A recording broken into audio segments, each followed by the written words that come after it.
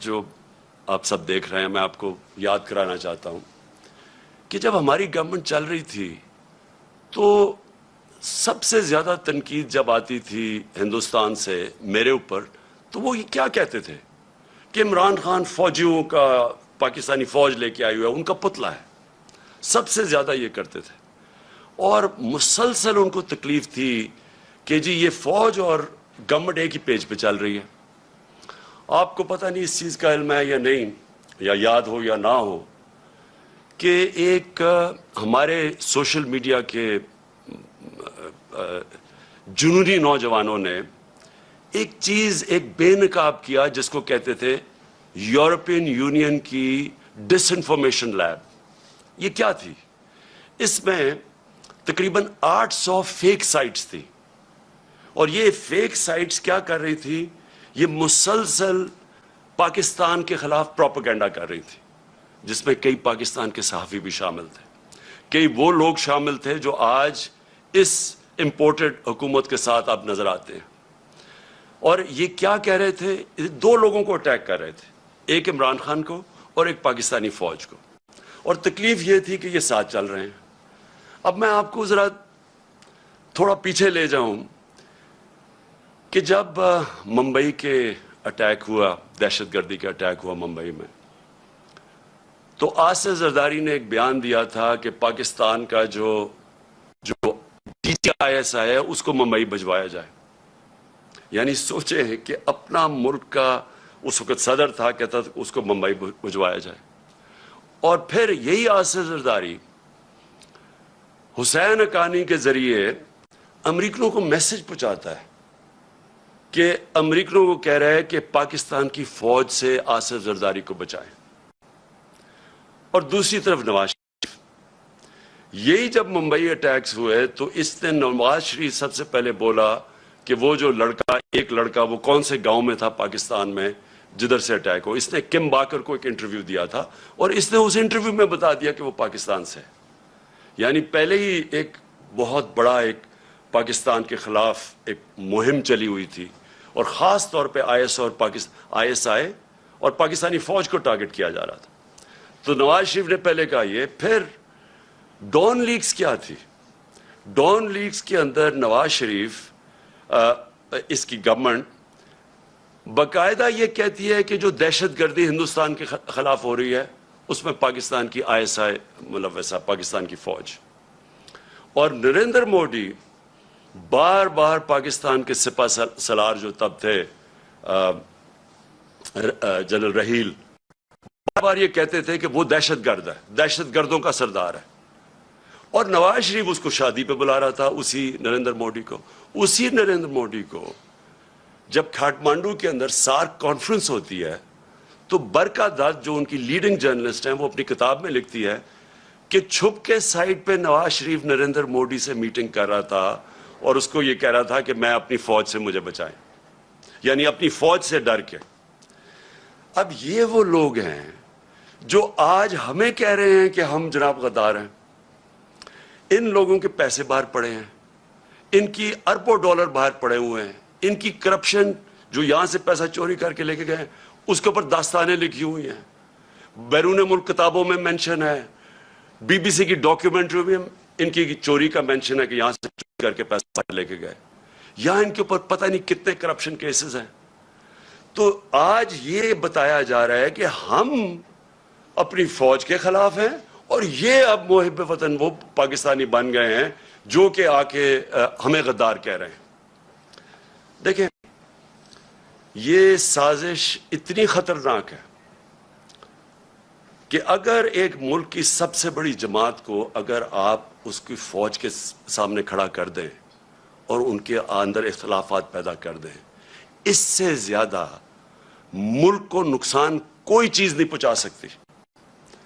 میں 18 سال کا بھی نہیں تھا جب میں ایسٹ پاکستان میچ کھیلنے گیا، مجھے یاد ہے 1970 مارچ میں، اور میں میرا فرسٹ کزن تھے بریگیڈیئر شفیق، ان کے ساتھ ٹھہرا ہوا تھا.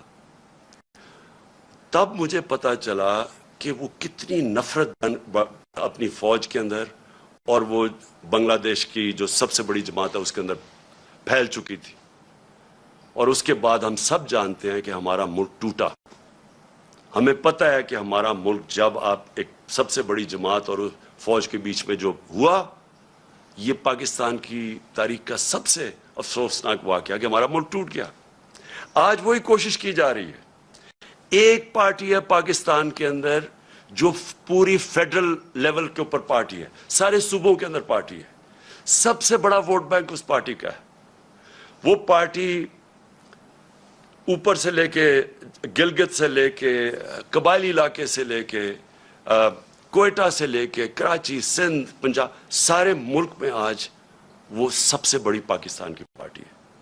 اور یہ سازش کی جا رہی ہے, اور سازش وہ لوگ کر رہے ہیں جو اس بیرونی سازش کا حصہ ہیں, کولیبریٹرز ہیں وہ. اور وہ سازش کیوں کر رہے ہیں اب میں بتاؤں. ہوا کیا, پہلے ہماری گورنمنٹ گرائی گئی, انہوں نے سمجھا کہ ختم ہو جائے گا. یہاں جب گورنمنٹ جاتی ہے لوگ مٹھائیاں بانٹتے ہیں, وہ پبلک سڑکوں کے اوپر آ گئی. پھر ہم نے ایک پرامن احتجاج کرنا تھا 25 مئی کو. انہوں نے وہ یعنی عوام کے خلاف جو ظلم کیا ہے, یعنی اس کی یعنی کبھی اس ملک کی تاریخ میں ایسی حرکتیں نہیں ہوئی. 2-3 بجے لوگوں کے گھروں میں جا کے وہاں عورتوں نہ چادر نہ چار دیواری کی فکر, وہاں انہوں نے دہشت پھیلائی. کبھی ایسی دہشت نہیں پاکستان میں پھیلائی گئی جس طرح کی شیلنگ کی فیملی لوگوں پہ. یعنی جو انہوں نے کر سکتے تھے وہ ظلم کیا, اور اس کے پیچھے ایک ہی سوچ تھی کہ اس کو کرش کر دو پارٹی کو. ان کے ممی ڈیڈی ٹائپ لوگ ہیں, یہ جب ہم پورا زور لگائیں گے ان کو ڈرائیں گے, یہ سارے گھروں میں بیٹھ جائیں گے. اس کے بعد آ گیا بائی الیکشن. الیکشن کمیشن کے ساتھ ملی ہوئی, اس نے ہر حربہ استعمال کیا ان کو جتانے کے لیے نون لیگ کو. ایڈمنسٹریشن ساری ان کے ساتھ ملی ہوئی, پوری انہوں نے کوشش کی وہ الیکشن, اور یہ ان کو پورا اعتماد تھا کہ وہ الیکشن جیت جائیں گے. اس طرح کی پبلک نکلی کہ پاکستان کی تاریخ میں کبھی بائی الیکشن کیا, جنرل الیکشن میں اس طرح پبلک نہیں نکلی. اور سارے جو منصوبے تھے ان کے فیل ہو گئے, اور یہ ساری جماعتوں نے مل کے الیکشن لڑا اور وائپ آؤٹ ہو گئی پنجاب سے. اس کے بعد اور خوف مزید آ گیا ان کو. اور اب یہ جو اب مرحلہ جس میں ہم اب آ رہے ہیں, یہ اب وہ مرحلہ ہے. اب یہ کیا کوشش کر رہے ہیں, پہلے تو یہ جو سارا پوری کیمپین کی ہوئی ہے کہ کسی طرح ہماری اور فوج کے بیچ میں ہماری لڑائی شروع ہو جائے. دوسری چیز کہ انہوں نے اب پورا پلان بنایا ہوا ہے کہ ہمیں پارٹی کو توڑنے کا. پلان کا سب سے پہلی چیز آپ کے سامنے آ گیا الیکشن کمیشن نے, جو یہ فورن فنڈنگ کیس ہے. اب فورن فنڈنگ کیس کے اندر کچھ بھی نہیں ہے. یہ صرف یہ کہنے کی کوشش کر رہے ہیں کہ بیرون ملک پاکستانی جب وہ پیسہ بھیجتے ہیں تو وہ فورن فنڈنگ ہے. وہ پارٹی جس کی پاکستان کی تاریخ میں پہلی دفعہ جس نے ایک باقاعدہ پولیٹیکل فنڈ ریزنگ کی ہے, جس کا کوئی اس ملک کے اندر کوئی نہ کبھی کسی نے پہلے کی, اور نہ یہ وہ پارٹیز جن کے سربراہوں کو لوگ کرپٹ سمجھتے ہیں وہ کبھی فنڈ ریزنگ نہیں کر سکتی. تو وہ پارٹی جس نے پولیٹیکل فنڈ ریزنگ کی, جس پارٹی نے باقاعدہ 40,000 ڈونرز کے نام دیے ہوئے 2012 میں, 40,000 لوگ, وہ لوگ خود کال کر کے کہتے ہیں کہ ہاں ہم ڈونر ہیں. ان میں سے کئی لوگوں کو انہوں نے بتا دیا کہ جی کوئی فورن نیشنل وغیرہ, جو ان کو کئی پاکستانیوں کو بنا دیا کہ جی یہ تو غیر ملکی ہیں. وہ پارٹی جس نے فنڈ ریزنگ کی, جس کی ساری آڈٹ رپورٹس ہیں, جس کی ایک ایک چیز ہمارے سامنے ہم نے ان کو الیکشن کمیشن کو دی ہے, اس پارٹی کے اوپر سارا نزلہ گر رہا ہے. اور میں بار بار کہتا جا رہا ہوں کہ ہم 4-5 سال سے کہہ رہے ہیں, بلکہ عدالت بھی کہے ان کو بیٹھی ہے کہ ان پارٹیز کی اکٹھی, اگر آپ نے آڈٹ کرنا ہے فنڈ ریزنگ تو اکٹھی کریں. میں صرف اس لیے کہہ رہا تھا, میں کیوں چاہتا ہوں کہ اکٹھی ہو, کیونکہ مجھے پتا ہے ہم نے کیسا پیسہ اکٹھا کیا ہے. مجھے پتا ہے کہ ہم نے کیونکہ لوگوں نے ہمیں پیسے دیے ہوئے تھے, ہم نے اپنی ساری آڈٹ رپورٹس, پوری ہماری بکس تیار ہے. مجھے اتنا بھی پتا ہے کہ ان دو پارٹیز کے پاس کچھ بھی نہیں ہے, نہ ان کے پاس کسی نے ان کو پیسے دیے آج تک, نہ کوئی پیسے دے گا ان کو. نہ ان کے پاس کوئی آڈٹ رپورٹس ہیں، نہ ان کے پاس کوئی بکس ہیں، نہ ان کے پاس کوئی ڈونر بیس ہے. یعنی کدھر سے پیسہ آیا ان کے پاس؟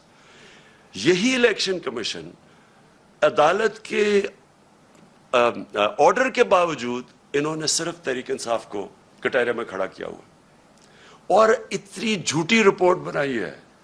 ایسی ایسی چیزیں اس رپورٹ میں لکھی ہیں جو جس دن میں چیلنج کرتا ہوں، جس دن اس کے اوپر صحیح معنی میں عدالت کے اندر یہ تفتیش ہوگی، میں یہ چیلنج کرتا ہوں کہ پاکستان میں یہ ثابت ہوگا کہ ایک پارٹی نے اس ملک کے اندر صحیح معنی میں پیسے اکٹھے کیے ہیں جو پولیٹیکل فنڈ ریزنگ ہوتی ہے. اور الیکشن کمیشن ان کے ساتھ مل کے کیا کوشش کر رہی ہے، وہ اس پارٹی کو جس نے سارے ایک ریکارڈز کر کے اور ساری پولیٹیکل فنڈ ریزنگ جو ہوتی ہے ساری دنیا میں وہ کی ہے، اس کو کوشش کر رہے ہیں بین کرنے کی. اس سازش کا حصہ، یہ وہی سازش کا حصہ ہے کہ کسی طرح، کیونکہ اب ان کو یہ آپ ہرا نہیں سکتے، الیکشن آئیں گے تو یہ جیت جائے گی، تو اس کو آپ ٹیکنیکلی ناک آؤٹ کرو. تو ایک وہ انہوں نے عارف نقوی کا نام لے لیا. 2012 میں صرف اپنی قوم کو بتانا چاہتا ہوں کہ پاکستان کا جو رائزنگ سٹار تھا، جو اس ملک میں سب سے تیزی سے انٹرنیشنل سین کے اوپر جو فائنانس کے تیزی سے اوپر جا رہا تھا، اس کا نام عارف نقوی تھا. اس نے کراچی الیکٹرک، ہم نے نہیں اس کو کراچی الیکٹرک کی پرائیویٹائزیشن کی، وہ ان دو پارٹیز کے دور میں وہ اس کو کراچی الیکٹرک کی اس کو دی گئی تھی پرائیویٹائزیشن میں. اور اس کی بل گیٹس اس کو پیسے اس کو انویسٹ کر رہا ہے اس کے فنڈ کے اندر، وہ پرنس چارلز کی چیریٹی کو پیسے دے رہا ہے. اور یہ الیکشن کمیشن کہہ رہی ہے ہم 2012 کی بات کر، کہتی تھی 2018 میں وہ فراڈ اس کے اوپر چارجز لگے. یعنی اس لیول پہ انہوں نے جا کے کوشش کی ہے کہ کسی طرح ہمیں ڈسکریڈٹ کرے، اور میرا نام لے دیا کہ جی اس نے سرٹیفکیٹ دیا ہوا ہے اور وہ اس نے کنسیل کیا اکاؤنٹس. میں آج آپ کو پھر سے کہہ دوں کہ سرٹیفکیٹ دینا ہمیشہ، جب آپ سرٹیفائی کرتے ہیں، وہ ایک پروسیس سے آپ کے پاس پہنچتی ہے. میں بکس نہیں پڑھ کے سرٹیفائی کرتا.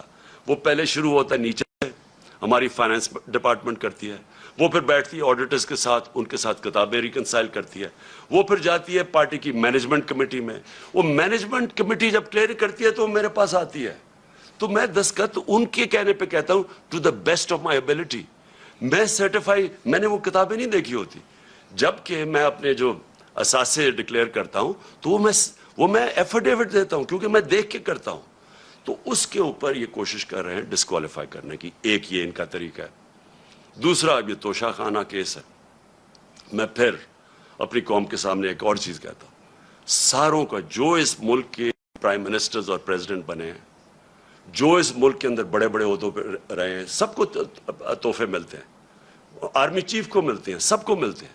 ساروں کو انویسٹیگیٹ کریں کہ کیا لیگلی جو بھی انہوں نے کام کیا ہے قانون کے دائرے میں کیا ہے یا کوئی چیز غیر قانونی کی ہے.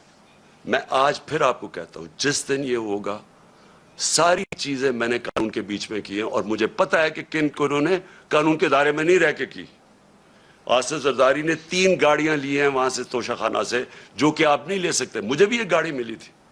آپ گاڑی توشہ خانہ سے نہیں نکال سکتے. آصف زرداری نے 3 مہنگی گاڑیاں اور نواز شریف نے 1 لی ہے، اور یہ بالکل غیر قانونی ہے. تو میں یہ چاہتا ہوں کہ اس کے اوپر بھی آئے. یہ 2 چیزیں ہیں کوشش کر رہے ہیں مجھے ڈسکوالیفائی کرنے کی، اور یہ تیسری بھی چیز کر رہے ہیں، اور جس کی اب آپ کے سامنے یہ آنے والا ہے، اب یہ فیز آنے والا ہے. اب ان کی کوشش یہ ہے کہ کسی طرح عمران خان کی کردار کشی کی جائے، کیونکہ ایک طریقہ پارٹی کو ختم کرنے کا یا پارٹی کو ڈسکوالیفائی کرو وہ مشکل ہے. دوسرا ہے کہ عمران خان کے اوپر کردار کشی کرو اور کسی نہ کسی طرح پھنساؤ کسی کیس میں. اور کردار کشی کے لیے ان کو پتہ ہے کہ کون سے میڈیا ہاؤسز ان کے ساتھ پوری طرح تعاون کریں گے، اور جن کو ان کو شک تھا، یہ جو ARY کے اوپر انہوں نے ایکشن لیا ہے، مجھے یہ اسی پلان کا حصہ ہے کہ کوئی چینل جو میرا موقف رکھے گی اس کو بند کر دو، یوٹیوبرز جو میرا موقف رکھیں گے ان کے منہ بند کر دو، خوف اتنا پھیلا دو کہ کوئی میرا موقف ہی نہ رکھے. اور وہ جو چینلز ہیں جو کہ جن کے اوپر ہمیں پتہ ہے کہ پیسہ چلتا ہے، اور ان کو پوری طرح میری کردار کشی پہ استعمال کیا جائے. اور یہ ان کا پلان ہے. اب یہ پلان شروع ہو رہا ہے. یہ جو ARY سے ہوا, یہ اس پلان کا حصہ ہے. اور یہ ابھی یوٹیوبرز پہ آئیں گے, ابھی یہ سوشل میڈیا کے اوپر آئیں گے, کوشش کریں گے کہ پورا منہ بند کر دیا جائے اور پوری طرح ایک عمران خان کو پبلک کے اندر ذلیل کیا جائے. میں پھر اپنی قوم کے سامنے کہتا ہوں کہ دیکھیں, میرا یہ ایمان ہے کہ عزت صرف اللہ دیتا ہے, اور اللہ کی اجازت کے بغیر کوئی کسی کو ذلیل نہیں کر سکتا. تھوڑی دیر کے لیے آپ سب کو پاگل بنا سکتے ہیں, آج تک کوئی بھی ایسا پیدا نہیں ہوا جو سارا وقت سب کو پاگل بنا لے. مجھے صرف افسوس یہ ہے کہ یہ جو پروسیس کرنے اب جا رہے ہیں, یہ جس طرح کی اب سختی دکھا رہے ہیں, یہ جو ایک پورا ایک نیا کہ مسل دکھا کے تو اب ہم ان کو کرش کریں گے, لوگوں کو ڈرا دیں گے, دھمکا دیں گے, اب صرف ملک کا نقصان کر رہے ہیں. میں اپنی قوم کے سامنے کہہ رہا ہوں کہ یہ جو اب فیز آ رہا ہے ان کا, اس سے ہمارا ملک ڈیمیج ہوگا. ملک کا سوچنا چاہیے. یہ صرف ذاتی مفادات کے اوپر اور بیرونی جو چاہتے ہیں, جو وہ چاہتے ہیں کیا, بیرونی کیا جنہوں نے ہماری گورنمنٹ گرائی, کیا وہ چاہتے ہیں مضبوط پاکستان؟ کیا وہ چاہتے ہیں کہ پاکستان ایک ملک بنے جو اپنے پیر پہ کھڑا ہو جائے؟ کیا وہ نہیں چاہتے کہ پاکستان لائف سپورٹ مشین پہ رہے, تھوڑے تھوڑے پیسے دیتے رہو ان کو, ان کی. اور یہ مجھے نہیں پتا کہ پاکستان کی ایئر سپیس استعمال ہوئی ہے یا نہیں, لیکن بیرونی اخبار, ویسٹرن اخبار آپ پڑھیں تو وہ سارے کہہ رہے ہیں کہ کوئی ڈیل ہوئی ہے پاکستان کے اوپر سے, وہ ڈرون جا کے اس نے افغانستان میں یہ ڈرون اٹیک کیا ہے. اگر ہم یہ کر رہے ہیں کہ جی تھوڑے سے پیسے مل جائیں گے اسے, میں پھر اپنی قوم کو کہنا چاہتا ہوں, دیکھیں ہم نے 80 کی دہائی میں پوری مدد کی, ٹھیک ہے اس وقت مجاہد تھے ہم, ہمارے ہمسائے ملک پہ کسی کا دوسرے ملک کا قبضہ تھا, لیکن ہم استعمال ہوئے. جیسے ہی وہ وہاں سے قبضہ ہٹا تو ہمارے اوپر سینکشنز لگ گئی تھی. یہاں 50 لاکھ ریفیوجیز تھے پاکستان میں, یہاں کلیشنکوف اور ڈرگز آ گئی تھی, یہاں سیکٹیرین گروپس, ملیٹنٹ گروپس آپس میں لڑنا شروع ہو گئے تھے. اس سے پہلے پاکستان تھا, افغان جہاد کے بعد پاکستان بدل چکا تھا. پھر ہم نے ان کی مدد کی, اور سب کو پتا ہے کہ جب وار آن ٹیرر میں دھمکی ملی اور ہم نے ان کی مدد کی, کیا ملا پاکستان کو؟ اس سے $20 ارب ملا. تو جو نقصان پاکستان کا ہوا, جو 80,000 لوگ ہمارے قربان کیے گئے, جو ہمارے فوجیوں نے شہادتیں دیں, تو کس لیے ہم نے کیا؟ ہمیں تب بھی یہی استعمال کیا گیا, دھمکی ملی, ہمارے میں ہمارے گھٹنے گوڑوں میں جان ہی نہیں تھی کہ کھڑے ہو کے ہم ایک خوددار قوم کی طرح ان کا فیس کرتے. ہم پھر جھک گئے, اور بڑی بھاری قیمت قوم نے ادا کی اس کی. چھوٹی سے ایلیٹ ہے جن کو پیسے, وہ جو پیسہ آتا ہے وہ باہر بھجوا دیتے تھے, ان کے بینک اکاؤنٹس بڑھتے رہے, لیکن قوم کو تو نقصان ہوا. ابھی بھی مجھے خطرہ ہے کہ اگر ہم یہ تھوڑے سے ڈالرز کے لیے اس ایجنڈے کا حصہ بھی بن جائے, اور وہ اس ایجنڈے سے ہم پھر کسی کانفلکٹ میں پھنس جائیں, کسی قسم کے انتشار میں پھنس جائے ہمارا ملک, تو آخر میں ہمیں ماضی سے پتہ ہے کہ فائدہ تھوڑا ہوتا ہے, نقصان بہت زیادہ ہوتا ہے.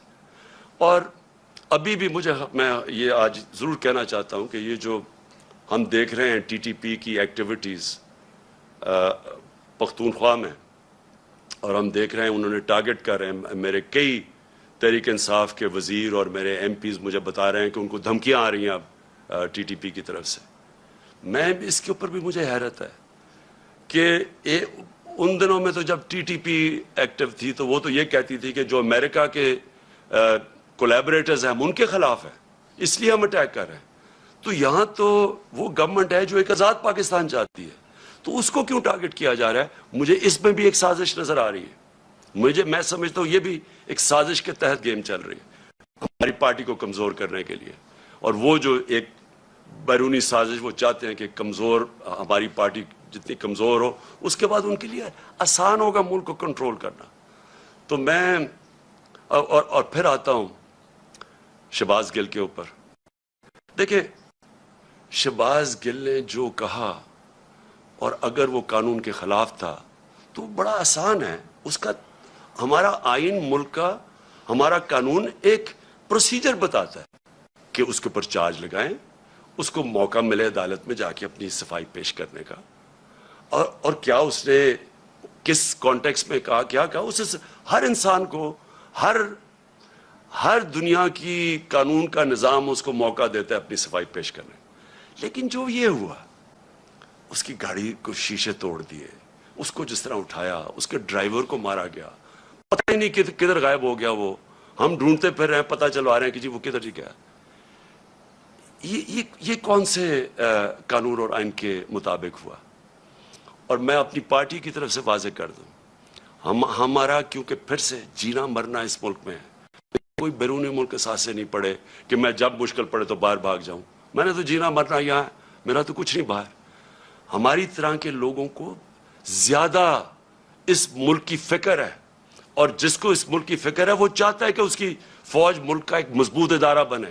وہ کبھی نہیں چاہے گا کہ کمزور ہو.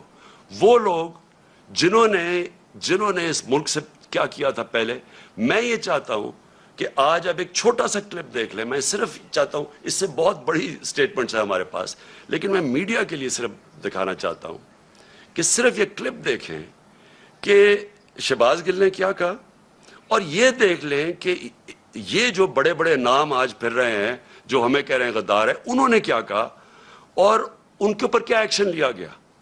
یعنی انہوں نے کیا کیا اور جو ایکشن لیا گیا شہباز گل کے اوپر, یہ ذرا دیکھیں. جنرل قمر جاوید باجوہ صاحب, آپ نے ہماری اچھی بھلی چلتی حکومت کو رخصت کروایا. ججوں سے زور زبردستی سے فیصلے آپ نے لکھوا کہ ملک توڑنے والے فوجی جرنیل, ان کی لاشوں کو پاکستان کے جھنڈوں میں لپیٹ کر ان کو دفنایا گیا. رکھو کراچی کے بہن بھائیوں, ایک یا دو افراد ادارہ نہیں ہوا کرتے. ایک یا دو افراد اداروں کی بدنامی کا باعث بنا کرتے ہیں, اور جب وہ ادارے کی آڑ لیتے ہیں تو اس میں پھر ادارے کے اوپر ناقابل تلافی نقصان ہوتا ہے.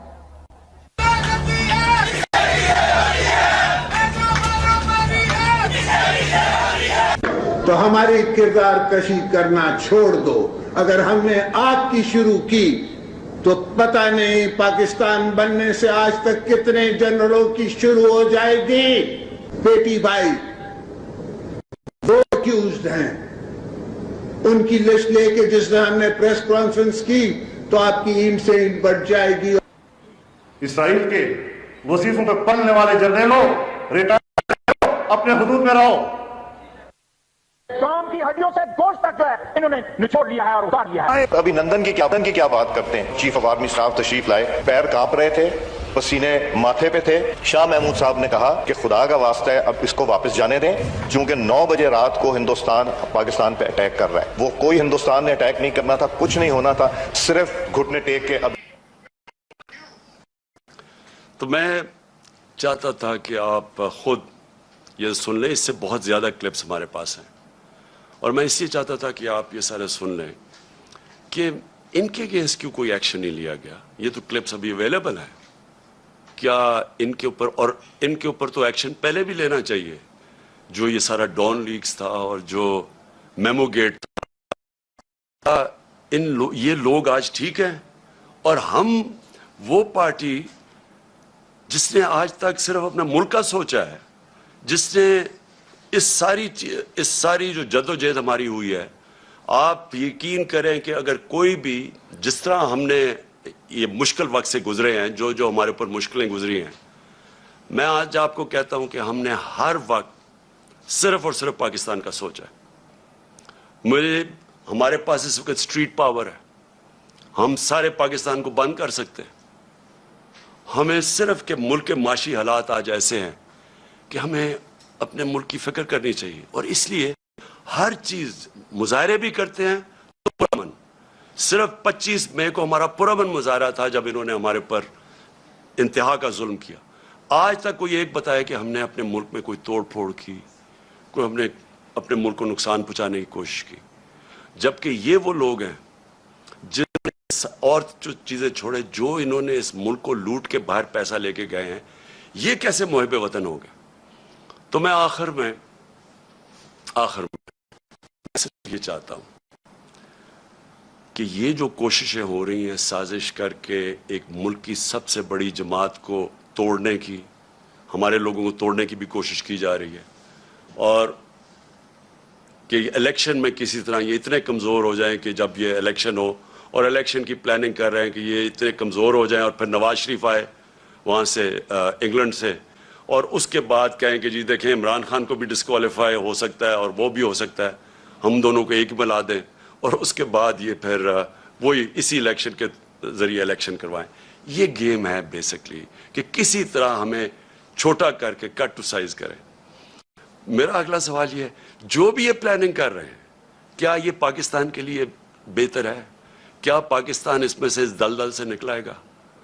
پاکستان کو تو اس وقت ضرورت پولیٹیکل سٹیبلٹی کی ہے کہ ایک تکڑی گورنمنٹ آئے، سٹیبل گورنمنٹ عوام کی پاور سے جو پھر اس ملک کو اس دلدل سے نکال سکے.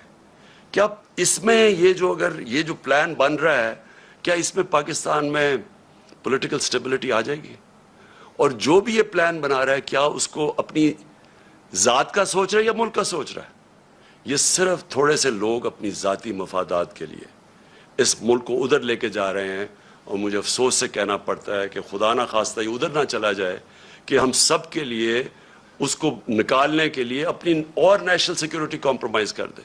ابھی بھی مجھے خطرہ یہ ہے کہ ابھی بھی ہم کوئی ایسے فیصلے نہ کر لیں جس سے ہماری نیشنل سیکیورٹی کمپرومائز ہو. صرف ایک راستہ ہے آج اگر ہم نے اس سے نکلنا ہے، صرف ایک راستہ ہے اور وہ ہے صاف اور شفاف الیکشن. اگر ملک کو ہم نے اس مشکل سے نکالنا ہے، اس کے علاوہ صاف اور شفاف الیکشن کے علاوہ جو اور راستہ لیں گے ملک مزید اور نیچے جاتا رہے گا.